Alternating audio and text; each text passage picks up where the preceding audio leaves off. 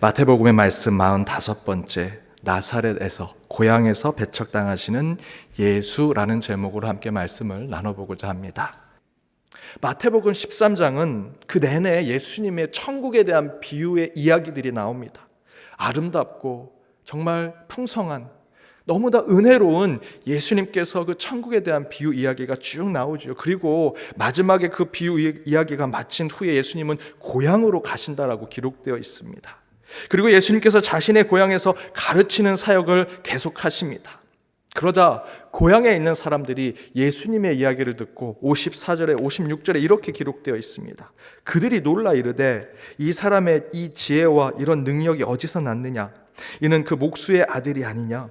그 어머니는 마리아, 그 형제들은 야고보, 요셉, 시몬, 유다라 하지 않느냐? 그 누이들은 다 우리와 함께 있지 아니하냐? 그런즉 이 사람의 모든 것이 어디서 났느냐라고 얘기하죠. 예수님이 고향에서 진리를 가르치는 그 모습을 보고 사람들이 반응하는 것입니다. 내가 얘 알아, 어렸을 때 봤어, 목수의 아들이야, 별 볼 일 없는 애야, 우리 고향에서 똑같은 애들인데 얘가 무슨 진리를 가르친다고 해, 무슨 지혜를 가르친다고 해, 우리를 구원한다고 얘기해 라고 얘기하는 것이지요. 그러면서 54절에 56절에 예수님의 고향에 있는 사람들이 예수님을 평가하는 내용들을 57절에서 마태복음 기자는 이렇게 평가합니다. 그들이 예수님을 배척했다. 하지만 사실 이 말씀은 우리에게 영적인 의문을 주는 본문입니다. 본문 자체를 보면 왜 예수님이 그 고향에서 배척을 당하셨을까? 다른 곳에서는 엄청난 이적과 표적을 보여주시고 곳곳에서 병자를 고쳐주시고 귀신을 쫓으시고 지혜와 진리를 전하시고 그래서 곳곳에 소문이 나고 유명해지셨는데, 그러면 예수님이 태어나신, 예수님이 자라고 난 그곳에, 그 고향에서는 덩달아 우리 고향에서 아주 유명한 사람이 났다, 우리 지역에서 굉장히 뛰어난 사람이 났다 좋아해서 예수님이 그 고향으로 온다고 하면 환영하고 대접할 텐데 왜 고향의 사람들은 예수님을 배척했을까? 의문이 드는 것이지요. 그리고 오늘 본문이 나오기 전까지 마태복음의 13장은 천국 비유장입니다. 너무나 은혜로운 천국 비유의 이야기들이 나오는데 왜 마태복음의 기자는 그 아름다운 천국 비유의 이야기의 맨 마지막 마침표와 같은 곳에 부정적인 이야기, 예수님이 고향에서 배척받는 이야기를 마지막에 넣었을까? 마치 다 된 밥에 재 뿌리듯 그 이야기가 마지막에 들어가 있습니다. 의문이 들지요.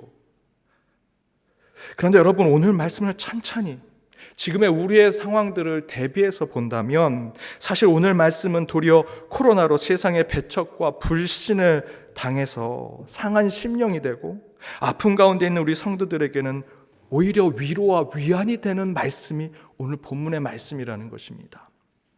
왜냐하면 이 말씀을 읽고 또 읽으니 지금의 우리 교회 성도들의 상황, 그 처한 상황과 너무나 유사한 것이지요.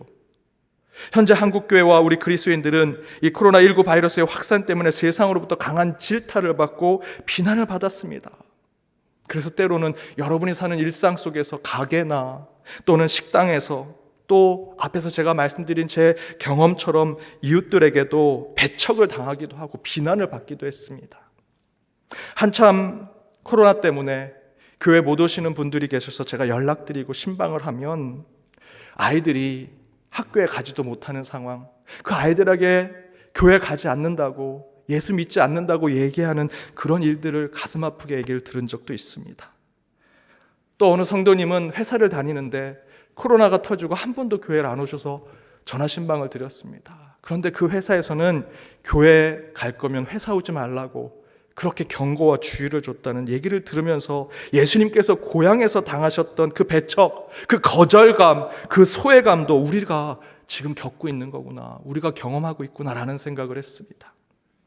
그래서 그런지 저는 오늘 본문을 그동안 수없이 읽어왔지만 이번만큼 이 말씀이 위로가 되고 위안이 되는 말씀으로 익혔던 적이 없습니다. 그 전에는 예수님이 능력을 베풀었는데 고향에서 배척을 했구나, 아주 부정적으로 읽혀졌는데 지금의 우리의 상황으로 비춰서 이 말씀을 읽으니 오히려 위안이 되고 위로가 됩니다. 이런 거죠. 어떤 일로 저희들이 고난을 겪었습니다. 질병을 갖게 됐습니다. 아픔을 갖게 됐습니다. 팔이 부러졌는데 팔 부러진 어떤 분이 와서 야, 나도 똑같이 부러져 봤어. 얼마나 아픈지 알아. 라고 얘기하면 위로가 되죠. 하나도 아프지 않은 사람이 와서 이해가 됩니다. 충분히 알겠습니다. 하면 위로가 되지 않습니다. 똑같이 아픈 사람이, 똑같은 부위를 다쳐본 사람이 위로해주고 얘기해줄 때 위로가 되고 위안이 됩니다. 여러분, 우리가 지금의 코로나의 고통을 경험하지 못했다면 우리는 평생 오늘 이 본문의 말씀을 왜 예수님은 고향에서 배척을 받았을까? 성경 공부하는 신학적 지식 수준에 벗어나지 못했을 것입니다. 그러나 이렇게 코로나의 상황을 겪으니 이 말씀은 지금 우리에게는 너무도 큰 위로와 격려가 되는 말씀으로 뒤바뀌게 되었습니다. 마치 이 말씀을 읽으면 예수님께서 너희도 지금 코로나 때문에 교회가 배척당하고 너희의 신앙이 고통을 받고 있지? 나도 고향에서 그런 비난받았고 배척당했어. 하지만 걱정 마. 힘을 내라. 이제 곧 지나갈 거야. 정말 그렇게 오늘 본문을 통해 예수님께서 우리에게 음성을 전해주는 것 같습니다. 그런 관점으로 오늘 말씀을 읽으면 예수님께서 고향에서 배척당하시고 58절에 보시면 그들이 믿지 않음으로 말미암아 거기서 많은 능력을 행하지 않으셨다라고 하는 이 말씀, 사실은 이 말씀 때문에 오늘 본문이 부정적으로 들리는 것인데 사실 이 58절도 부정적으로 해석하지 않아도 된다라는 것입니다. 사실 그냥 볼 때는 예수님께서 말씀을 전하려고 하는데 고향 사람들이 예수님을 비난하고 배척하니 예수님도 내가 고향에 와서 이렇게 진리를 전하고 표적을 보여주고 능력을 보여주는데 너희가 나를 배척해, 나를 비난해, 나를 불신해? 괘씸하구나, 불쾌하구나 화를 내면서 58절의 말씀대로 그래, 나는 이제 고향에서 더 능력을 행하지 않겠다라고 하는 것으로 받아들일 수 있는데 사실은 그런 부정적인 표현은 아니라는 것이죠. 대신에 조금 다른 관점으로 생각해 보면 부정적으로 해석할 필요가 없습니다. 지금 우리의 상황에 적용해 보면 됩니다. 사람들은 한국에서 코로나19 바이러스가 교회와 우리 기독교인들 때문에 퍼졌다고 생각해서 교회를 비난하고 그리스도인들을 불신하고 배척했죠. 그래서 우리도 똑같이 오늘 본문 58절에 이 말씀을 부정적으로 우리도 받아들여서 이렇게 하는 겁니다. 한국교회가 이 지역사회, 한국 사회에, 한국의 이 역사 속에, 근대사 속에 얼마나 중요한 역할을 했는데 봉사도 많이 하고 물질도 많이 헌신했는데 우리 기독교를 코로나 확산됐다고 주범으로 생각해? 괘씸하네, 화가 나는구나 여기면서 복수하듯 세상을 향해서 등을 지고 칼을 가는 모습이 우리 믿는 자들에게 옳은 일일까? 여러분 다시 한번 생각해 볼 필요가 있습니다. 정말 그것이 하나님이 원하시는 것일까? 옛날에는, 지금은 아이들이 다 따로 책상을 쓰지만 옛날에는 짝꿍하고 같이 책상을 썼죠. 딱 짝이 정해지면 여러분 제일 먼저 뭐 하십니까? 금부터 긋지 않습니까? 가운데 자로재서. 저만 그렇게 했나 보군요. 가운데 금을 긋습니다. 너 넘어오면 연필 하나씩 가져갈 거야. 지우개 하나씩 가져갈 거야. 꼭 선 조금만 넘어가면 막 서로 싸우고. 그런데 하루는 큰 싸움이 났습니다. 왜 싸웠냐고 물어봤더니 서로 금을 계속 넘어가서 조금 넘으면 얘가 조금 더 넘어가고 얘가 조금 넘어가면 그것도 더 넘어가고 그러다가 큰 싸움이 나는 거죠. 그런 경험 하셨을 것입니다. 저와 여러분이 싸우는 것이 바로 이런 겁니다. 어린아이 수준이에요. 유아적인 수준입니다. 금 조금 넘었다고 그럼 나도 금 넘어갈 거야. 조금 더 넘어가고. 우리가 세상으로부터 그런 비난을 받았습니다. 그럼 나도 똑같이 칼을 갈고 그만큼 너희들 괘씸하게 해줄게. 내가 화난 대로 너희들 복수해줄게 라고 생각하는 것, 눈에는 눈, 이에는 이 라고 생각하는 모습이 우리 가운데 있는 것이죠. 오늘 58절도 그렇게 해석할 수 있는 겁니다. 예수님이 그 고향에서 배척당했는데 나도 똑같이 능력을 행하지 않을 거야 라고 생각하는 것. 그러나 오늘 58절 말씀은 그런 말씀이 아니라는 겁니다. 이 스테니 하워스라는 신학자는 이렇게 얘기합니다. 58절에서 예수님의 권능의 일들을 제안했던 것은, 58절에서 내가 권능을 더 능력을 행하지 않겠다라고 하신 것은 그들의, 그 고향 사람들의 불신 때문은 아니라는 것이죠. 네가 이만큼 금 넘어왔어? 그럼 나도 그만큼 넘어갈 거야 라고 눈에는 눈, 이에는 이렇게 하신 것이 아니라는 겁니다. 그러면서 하워스는 계속 이렇게 얘기합니다. 예수가 많은 능력을 행하지 않겠다라고 다짐한 것은 사람들의 주관 때문 또한 아니다라는 것이죠. 곧 이야기에서 58절에 예수님께서 고향에서 많은 능력을 행하지 않는 것이 결코 고향 사람들의 배척과 불신과 비난 때문에 그 마음을 바꾸신 것이 아니다라는 겁니다. 여러분, 예수님의 행동, 예수님의 판단, 예수님께서 실천하시는 것은 신적인 능력으로 하시는 겁니다. 인간의 다수결로 결정되고 인간의 감정적인 것들에 영향을 받아서 내가 이렇게 할까 말까 결정하시는 것이 아니다라는 것이죠. 인간의 매우 주관적이고 상대적이고 감정적인 것에 영향을 받아 하나님이 객관적이고 합리적이고 절대적인 섭리가 변화되는 것이 아닙니다. 고향에 왔는데 나를 배척해? 그럼 나는 능력을 안 베풀어. 이렇게 하신 것이 아니라는 거죠. 곧 예수님의 고향 사람들이 예수님을 배척하고 비난한다고 예수님이 해야 할 일을 안 하시고 또한 감정적인 영향을 받아서 그렇게 자신의 하나님의 공생애를 이상한 방향으로 가게 만든 것이 아니라는 것입니다. 그래서 카리스 성서 주석에서는 이렇게 얘기합니다. 예수가 고향이라고 해서 도리어 무분별하게 능력을 행한다면 그것은 선교적 사명을 뒷전으로 제쳐놓고 단지 백성들의 호기심만을 자극하는 결과가 되었을 것입니다. 이처럼 사람들의 믿음이 조건이 되어 예수의 능력이 나타나며 믿음이 없을 때는 예수의 능력이 약화되는 것이 아닙니다. 예수의 능력은 항상 동일합니다. 인간이 어떤 조건을 걸고 그 가운데 어떤 믿음이 있느냐 없느냐에 따라서 예수님도 그 능력이 오르락 내리락 하는 것이 아니라는 것이죠. 예수님의 능력은, 예수님의 모습은 항상 동일하고 변함이 없으십니다. 단지 사람들이 믿지 않기 때문일 뿐이다 라고 얘기하죠. 무슨 얘기입니까? 곧 58절의 의미는 예수님이 괘씸죄를 적용해서 고향에서 능력을 베풀지 않았다라는 것이 아니라 예수님은 고향에서 능력과 이적 대신에 다른 것을 베푸셨다는 뜻입니다. 저는 코로나 시대 우리 교회와 성도들이 세상으로부터 불신과 배척을 받았지만 오늘 말씀이 도리어 우리 믿는 자들에게, 우리 교회에게는 엄청난 위로와 격려가 되는 말씀이라고 생각합니다. 예수님도 저렇게 배척을 당하셨구나, 비난을 받으셨구나. 동시에 58절에 능력 대신에 보여주셨다라고 하는 것으로 우리는 이 시대의 새로운 사명을 깨달아야 한다라고 생각합니다. 한쪽에서는요, 세상이 우리를 이렇게 불신과 배척하니 우리도 똑같이 갚아줘야 한다고 말하는 분들도 교회 안에 있습니다. 그래서 최근 교회에서 흘러나온 얘기는 분열과 정쟁과 불신과 호전적이고 공격적인 이야기들이 참 많이 나옵니다. 예수님도 고향에서 배척당하고 능력을 보여주지 않으니 우리 한국교회도, 한국 사회가 이렇게 한다면 우리도 괘씸죄를 적용하자라는 것이죠. 그러나 그것은 58절을 잘못 해석한 것입니다. 잘못 적용한 것입니다. 예수님은 58절에 많은 능력을 행하지 않으셨다는 것은 절대로 그 고향 사람들이 괘씸해서 심판하시겠다는 뜻이 아닙니다. 도리어 예수님은 그 능력을 보이지 않았다고만 하셨지 복음을 전하는 것을 포기하셨다, 또는 사람 낚는 일을 고향에선 하지 않겠다라고 하신 것이 아닙니다. 예수님께서 자신을 배척하는 고향에서 능력을 더 이상 보여주지 않겠다라는 것은 앞에서 제가 인용해드린 카리스 성서 주석에 이렇게 얘기하죠. 예수가 고향이라고 해서 도리어 무분별하게 능력을 행한다면, 능력을 행하고 이적을 보여주고 표적을 보여준다면 그것은 선교적인 사명, 여기서 선교적인 사명은 하나님의 절대적인 기준, 변하지 않은 하나님의 판단입니다.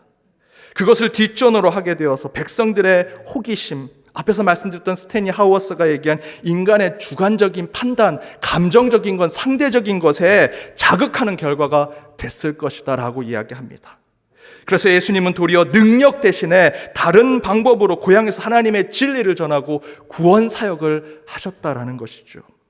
저는 이 메시지가 코로나로 새로운 시대를 준비하는 저와 여러분, 그리고 한국교회에 매우 필요한 메시지라고 믿습니다. 그동안 한국교회가 세상을 향해 무엇을 보여줬습니까? 능력을 보여줬죠. 눈에 보이는 겉으로 화려한, 겉으로만 거대하고 겉으로만 뭔가 대단해 보이는 것들 통해서 어필하려고 하고 선교하려고 하고 전도하려고 했습니다. 사람을 동원하고 눈에 보이는 것을 크게 만드는 것으로 뭔가 능력 있어 보이고 표적을 보이려고 했죠. 그러나 이제 예수님처럼 이젠 저희도 배척당하고 비난받는 시대를 겪고 있습니다. 그때 예수님은 능력을 보여주기를 포기하셨습니다. 이제는 우리도 예수님처럼 능력이 아니라 다른 것으로 그 가운데 선교와 전도, 하나님 나라 운동을 해야 합니다. 그것이 무엇일까? 저는 바로 그것은 예수님의 진실하심과 신실하심으로 세상과 사람들을 대하는 것을 회복해야 한다라고 믿습니다. 예수님은 자신을 배척하는 고향에서 눈에 보이는 화려한 능력과 표적 대신에 눈에는 보이지 않지만 사람의 마음을 사고 사람의 마음을 얻는 진실하심, 신실하심의 방법으로 자신의 고향을 천국으로 만들려고 하셨습니다. 다른 곳에서는 표적과 이적과 능력으로 5,000명, 아니 수만 명을 먹이기도 하시고 그들이 예수님을 쫓아오게 하시고 왕으로 삼도록 만드셨지만 자신의 고향에서는 바로 그 능력과 이적 대신에 진짜 사람의 마음을 얻는, 마음을 사는 진실함과 신실함으로 그 고향으로 나아가셨다는 것이죠. 물론 성경에서는 예수님께서 고향에서 배척당하시고 그곳에서 능력을 행하지 않았다라고만 기록되어 있죠. 제가 말씀드린 대로 신실함, 진실함으로 고향으로 나갔다는 건 성경에 기록되어 있지 않습니다. 어떻게 그걸 목사님은 설교로 하실 수 있습니까? 라고 질문하실 수 있습니다. 저는 그 근거를 두 가지로 이렇게 봅니다. 첫 번째는 마가복음 16장 7절의 말씀대로 예수님은 십자가 죽음과 그 이후에 부활 이후로 가장 먼저 간 곳이 갈릴리 고향이었다라는 것입니다. 왕이 사는 예루살렘, 이제 예수님은 십자가를 지시고 죽고 부활하시면 왕이 되시는 겁니다.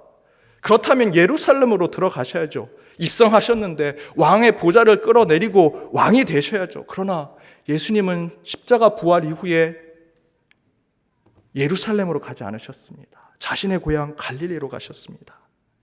귀신을 쫓아낸 광야로 가지 않으십니다. 오병이어로 5,000명을 먹이시고 기적을 베풀었던, 표적이 일어났던 그 땅으로 가지 않으십니다.